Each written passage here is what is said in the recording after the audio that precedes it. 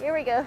We first opened our doors in May 2014, and it was started because a Sainsbury's essentially took over a local deli, and the community were in uproar. We're quite proud of our high street in Brunstfield, and there was a big public meeting at the Brunstfield Hotel. We already had a good butchers and fishmongers on the high street, and the idea was that if you popped into the Sainsbury's for your fresh fruit and veg, then you might also pick up your meat or your fish, and then all the other local shops would suffer. So the idea was to bring in a greengrocers that hadn't been on the high street for a while to really support all the other local shops and give people better choice and better value. I became a shareholder from the very start because I was really keen to see a local community-owned greengrocer on our high street where people who were running it cared about what was being sold, and there was some notion of how could we involve the community in good food and understanding where our food comes from. Hi. We supply Dig-In with our sourdough organic bread. The people that are selling believe in the food that they're selling. You know, it's not just a commodity, it's actually something that's been grown by real people, farmers.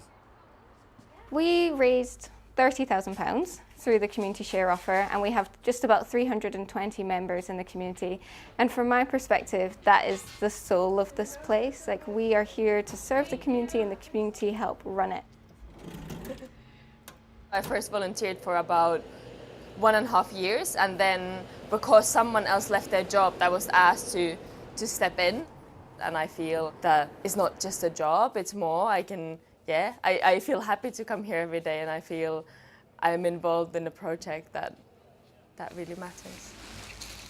Community Share Scotland didn't actually exist when we started, but we have received a lot of help from Community Share Scotland since we opened the doors in terms of post-share offer support, because that's really when the hard work starts and you're running this community enterprise and trying to get it profitable and trying to make it work. We're strapped for space, genuinely, in the shop. So we would love to be able to offer more. We would love to be able to offer more produce and sell more beautiful stuff and support more suppliers.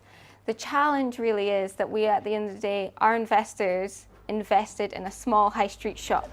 So for us to move away from that vision would be breaking our promise to our investors. If I was a new greengrocer community organisation now, I'd be really excited because there's so much more support available, and Community Share Scotland have really stepped up to the mark in supporting such a wide raft of organisations. I can only thank them. What's come out of it is more valuable than any profit you could get back on a share. It really has created a community. It's given us a sort of common purpose that initially was based in sort of outrage and protest, but has transformed into something really positive.